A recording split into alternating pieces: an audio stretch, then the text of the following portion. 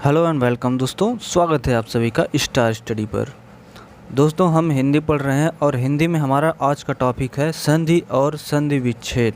तो इस वीडियो में हम आपको ऐसे कुछ संधि विच्छेद बताएंगे और साथ ही साथ उसमें कौन सी संधि लगी है वो भी बताएंगे, और इसके साथ में कैसे आप पहचानेंगे इसका ट्रिक भी कुछ प्रश्नों में हम बताते हुए चलेंगे।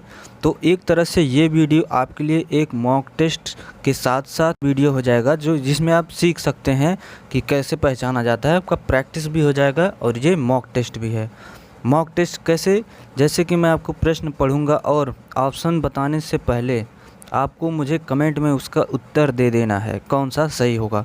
उसके बाद मैं आपको उत्तर बताऊंगा, आप मैच कराइए। अगर आपका सही है तो लास्ट में मुझे पूरा कमेंट करके बताइएगा कि कितना प्रश्न आपका सही था इसमें।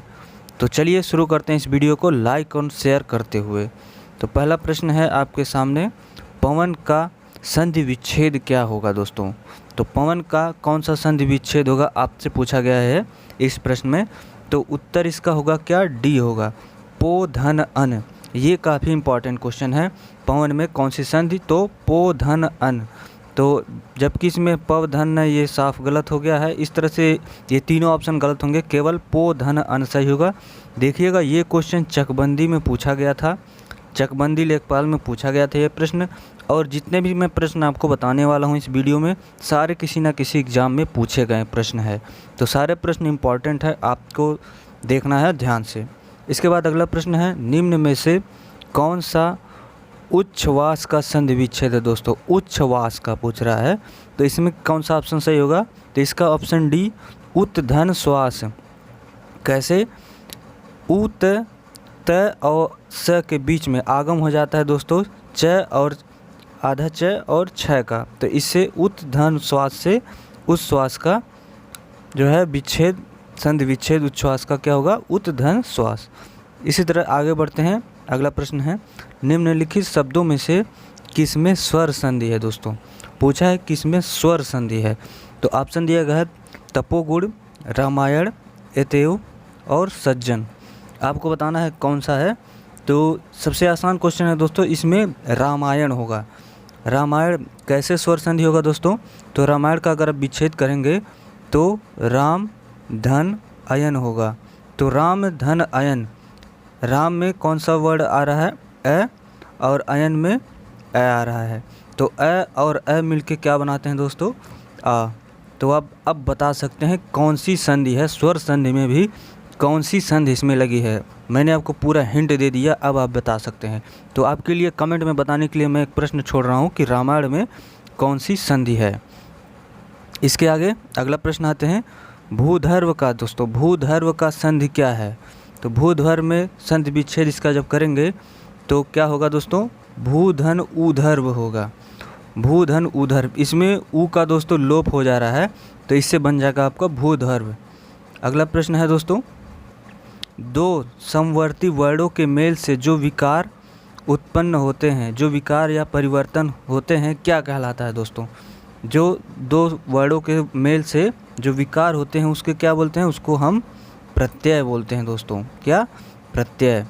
अगला प्रश्न है, अन्वेषण का शुद्ध संधि विच्छेद क्या होगा दोस्तों? अन्वेषण में तो इसमें अनुधन एषण, अनुधन एषण।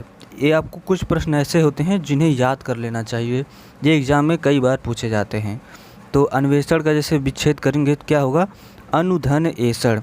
इसके बाद अगला प्रश्न है, निम्न में संधि है एतेन मुरारी। एतेन मुरारी में पूछा दोस्तों कौन सी संधि है? व्यंजन संधि है, स्वर संधि है, विसर्ग संधि है, या फिर अयाज संधि है। तो इसके लिए हमें इसका पहले विच्छेद करना होगा। तो एतेन मुरारी का जब विच्छेद करेंगे क्या बनेगा? एतेत, एतेत धन मुरारी। क्या? एतेत धन मुरारी। तो एतेत के नीचे हलंत लग गया है, तो इस वजह से ये दोस्तों कौन सी संधि होगी? ये होगी स्वर संधि। कौन सी? स्वर संधि। एतेत धन मुरारी में स्वर संधि होगा। इसके बाद अगला प्रश्न आता है दोस्तों, अगला प्रश्न है, उन्नयन का संधि विच्छेद होगा। उन्नयन का दोस्तों, उन्नयन का आपका पूछ रहा है, तो उत धन डयन क्या होगा? उत धन डयन। उन्नयन का संधि विच्छेद क्या होगा? उत धन डयन। जबकि ऑप्शन में दिया गया उड धन डयन, ये गलत होगा। इसके बाद उत धन अयन, ये भी गलत होगा। उद धन अयन, ये भी आपका गलत होगा। सही उत्तर होगा उत धन डयन। इसके बाद अगला प्रश्न है अभिन्न का संधि विच्छेद होगा दोस्तों। अभिन्न का पूछ रहा है संधि विच्छेद, तो इसका कौन सा उत्तर सही होगा? अधन भिन्न। अभिन्न का संधि विच्छेद अधन भिन्न होगा। इसके बाद अगला प्रश्न है श्रद्धानंद का, दोस्तों श्रद्धानंद का संधि विच्छेद क्या होगा? श्रद्धानंद का संधि विच्छेद, तो आपको बताना है दोस्तों श्रद्धानंद में तो श्रद्धा धन नंद इसका सही संधि विच्छेद होगा। इसके बाद दोस्तों अगला प्रश्न है संधियाँ 3 प्रकार की होती हैं। जैसे कि मैंने आपको बताया है पहले वीडियो में, मैं आपको संधि पढ़ाया हूँ। अगर आपको नहीं समझ में आया हो तो ज़रूर उस वीडियो को देखिएगा, और मैं ट्रिक भी बताया हूँ कि कैसे आप देखते ही बिना विच्छेद किए ही संधि का पता लगा सकते हैं। तो प्रश्न है हमारा संधियाँ 3 प्रकार की होती हैं, निम्नलिखित में से कौन सा एक संधि का प्रकार नहीं है? तो बताइएगा आप। स्वर संधि, व्यंजन संधि, विसर्ग संधि, अनुस्वर संधि। ये प्रश्न मैं आपके लिए छोड़ रहा हूँ। अगर आप जरा सा भी संधि पढ़े होंगे तो इसका जवाब आप ज़रूर दे पाएंगे। कमेंट में बताइएगा इसका उत्तर हमें कि इसका कौन सा उत्तर सही होगा। तो दोस्तों इस वीडियो में बस इतने ही प्रश्न। अगर आप कोई इम्प्रूवमेंट चाहते हैं हमारे द्वारा तो कमेंट में ज़रूर बताइएगा, हम उसे इम्प्लीमेंट ज़रूर करेंगे। वीडियो को लाइक कर दीजिएगा, शेयर कर दीजिएगा और स्टार स्टडी चैनल को सब्सक्राइब कर लीजिएगा। धन्यवाद।